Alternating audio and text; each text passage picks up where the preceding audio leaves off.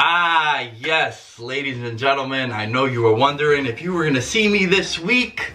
Yes, I am here to talk about the New York Knicks, some rumors, some reports, and the fallout from the NBA Draft Lottery. I'm your host, Nick Dais, and I was at attendance at Madison Square Garden for the Draft Lottery party, and there was a lot of high hopes and optimism in the fan base and everyone at MSG. A lot of chance for one Zion Williamson, the unanimous #1 pick. According to Las Vegas, Nevada, he is minus 2,500, meaning $2,500 wins you $100 that he would be the #1 pick. It was the tankathon all season long for one Zion Williamson. The New York Knicks secured the worst record in the NBA, giving them a 14% chance along with the Cleveland Cavaliers and the Phoenix Suns in landing the #1 pick in the lottery. But history did not repeat itself despite having Patrick Ewing in Chicago at the draft lottery.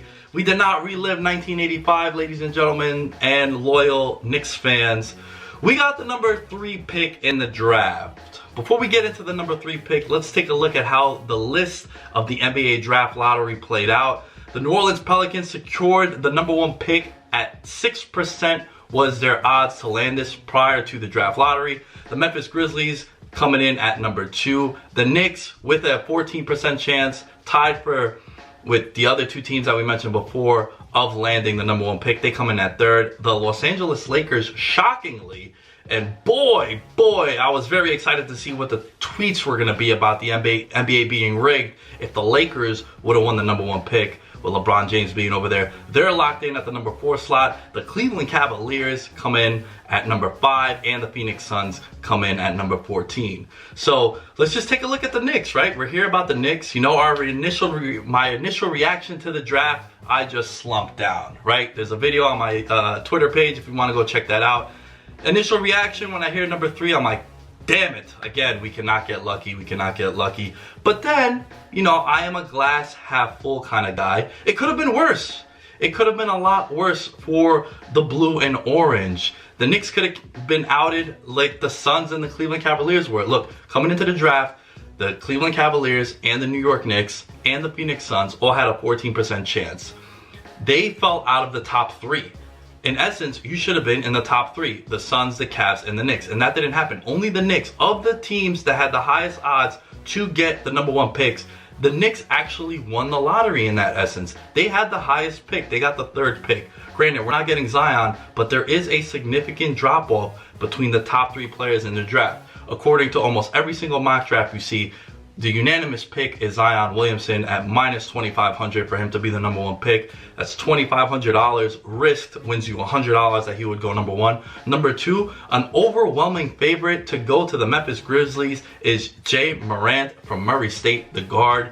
He comes in at minus 800, so that is $800 for you to win $100 that he will be the #2 selection. And then it is RJ Barrett coming in at #3. Before we get to RJ Barrett, let's take a look at Zion Williamson. Look, once again, this is the big get. It was a tankathon. It was tank for Zion, all that fun stuff. He is a star. He's a star player. He is a bona fide megastar, and here's why. This is the highest rated NBA draft lottery since 2003, that was when LeBron James was drafted. He is one of those kind of special players. He has the name appeal, Zion, just like a famous Brazilian soccer player. They go by one name. The Zion is going to be money, right? He is a franchise saver. Look, the Pelicans already have sold over 3,000 season tickets, and it's only going to skyrocket from there. And the Pelicans have one of the worst attendances in the entire NBA and have often been rumored to be one of the teams to leave to either Las Vegas, where the NBA is planning on putting a franchise there. Don't forget, the U.S. men's national team, the basketball team that is, plays their practices and scrimmages at the Thomas and Mack Center in Las Vegas, Nevada. And also, everyone's been wanting to move a team back to Seattle since they lost the Supersonics to Oklahoma City and they became the Thunder.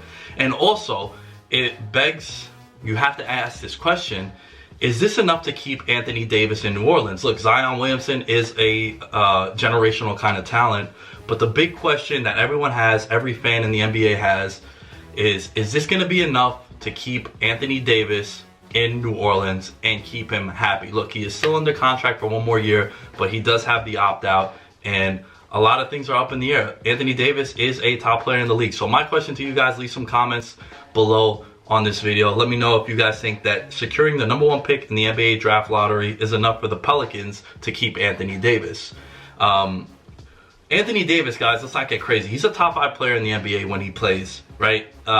He is one of the last big names that came out of college that was the unanimous #1 overall pick, and literally no one had anything bad to say about him. Since I started watching basketball, there's only been 4 guys that's been the case. LeBron James, Kevin Durant, despite him not going #1, a lot of people felt that that draft was a mistake. And also Anthony Davis, and now Zion Williamson. So he is a can't miss prospect also. But there are some issues with Anthony Davis, and Anthony Davis has battled a lot of injuries in the past. He has never played a full season, and he still is only 26 years old, 23-10 in his career, a defensive staple for the Pelicans as well, 2 blocks per game. My question to you guys also is, a trade for Anthony Davis by the New York Knicks has been rumored ever since that. One of the rumors that are circulating is that Anthony Davis to the New York Knicks would require the Knicks to give up Mitchell Robinson, Kevin Knox, their first-round pick from last year, Dennis Smith Jr., the #3 acquisition in this year's NBA lottery, and the 2 first-round picks that the New York Knicks have in the future from the Dallas Mavericks in the Kristaps Porzingis trade. I think we are a society that lives in the now, and we have a lot of recency bias. I want you guys to let me know in the comments below what you guys think, if that trade is apropos for the Knicks and for the Pelicans, and if that's a fair trade. I personally think if we were having this exact conversation last season, coming off a season in which Anthony Davis finished top 5 in MVP voting, absolutely carried the Pelicans into the playoffs, actually won a playoff matchup as a lower seed against a team that's in the Western Conference Finals this year, the Portland Trail Blazers. After Boogie Cousins went down with a torn Achilles last year, Anthony Davis hit every single ceiling that we thought about him. He was a unanimous top 5 player in the league. Hell, he is a unanimous top 5 player in the league when he's healthy. But like we said before, he's never played a full season, and he is a guy that you have to account for him missing time, because he's played 75 games. That's the most games he's ever played in a season in his career in the NBA, and he's done that 2 times. He's never played 82, and you can't expect him to play 82. So let me know if you guys think this is an appropriate trade for both the Knicks and the Pelicans. Are the Knicks giving up too much? Are they giving up too little? Look, when you get a superstar like Anthony Davis, you do have to break the bank for him.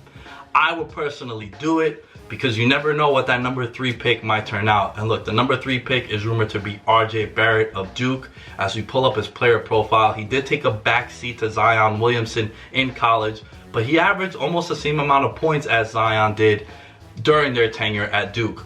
One of the things that I did like about RJ Barrett is he has that slash and kick kind of game, and if Duke would have been surrounded with some better 3-point shooters, I think his numbers would have been a lot more inflated. Also, when you look at RJ Barrett coming into this past college basketball season, he was the unanimous #1 player on everyone's big board, Chad Ford's big board. Every single mock draft you would see, RJ Barrett was the name you saw at the top. Look, the counter to that could be that he played himself out of that #1 pick, and that's fair enough. But I do think that, similar to the Calipari teams in the past with the Wildcats in Kentucky, Calipari always asked his players to take a step back for the betterment of the team, right? Karl Anthony Towns, the famous story was a lot of NBA scouts didn't know that he was that good of a 3-point shooter as a big man. And the same thing with Anthony Davis. They didn't know that these guys could be legit stretch 5s at the next level and shoot a pretty good percentage for not being 3-point shooters from the 3-point line. And Coach Cal said in the past, he said, look, we need to do what's the betterment for the team, right? Devin Booker was also compensated during his time with the Wildcats. So RJ Barrett, I do think he might break out of that mold when he becomes one of the main focal points in New York, if he ends up being the #3 pick for the Knicks. The #3 pick, it is kind of a bummer. We did want #1, right? I'm still at a loss for words because I really wanted Zion. It would have been cool to see him in New York.